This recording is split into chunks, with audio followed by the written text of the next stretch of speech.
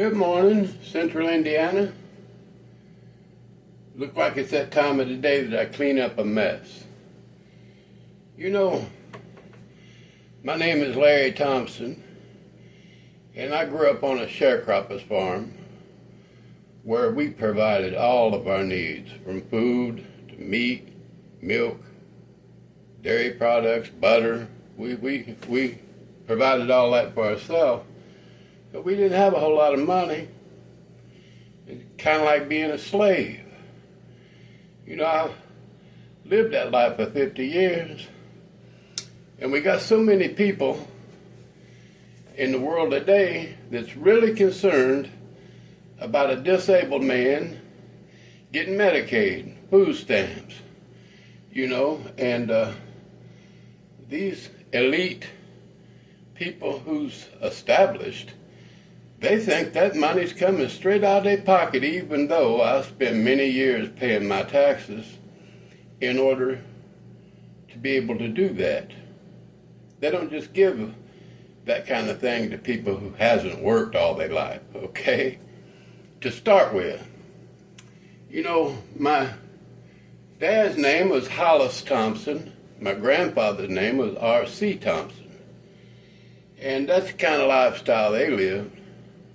You know, providing for themselves on a little sharecropper's farm, where they would get a third of the crop that they grew, you know.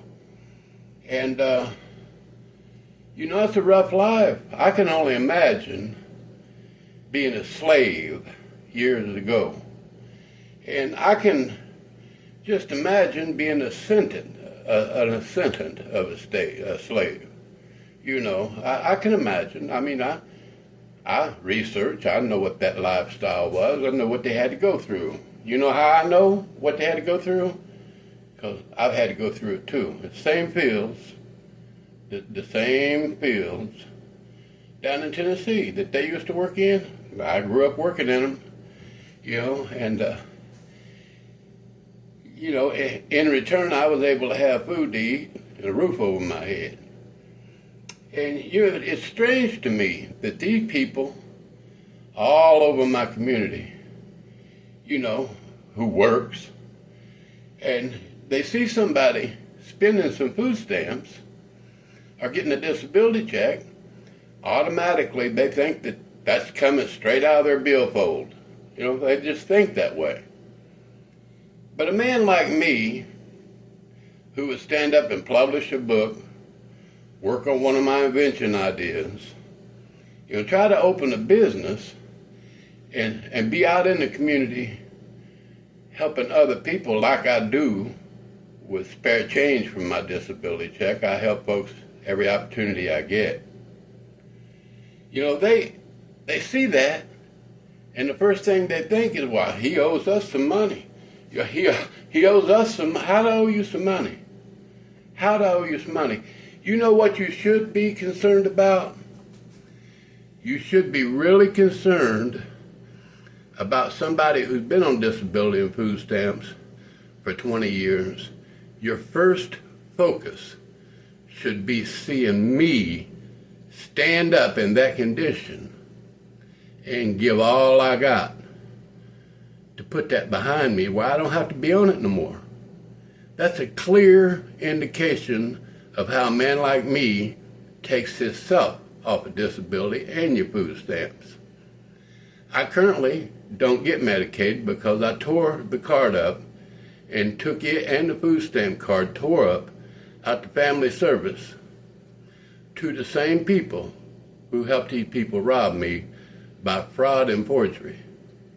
And I understand some of them retired, making up to $200,000 a year with my products, you know, and they don't need to work at the welfare office no more, okay? Yeah, that's the truth. And what they should be is very pleased and happy that one person on disability and food stamps stood up and come up with a way to where he didn't have to ask for that anymore. Don't have to ask for it no fucking more. That should be a real pleasure to you. Now, if other people on food stamps and Medicaid had enough strength left to stand up and take themselves off of it, why don't you fucking let them? Why don't you fucking call your legislatures and your governors and these clowns who pretending to be political and tell them how important it is when a man stands up on disability with the means to take himself off of it?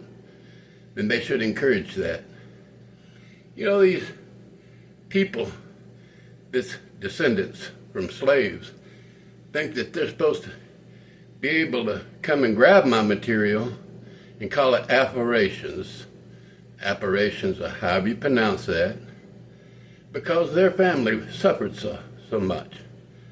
What they actually did is they took the Thompson and Chalmers family generational curses and they moved that over into their camp.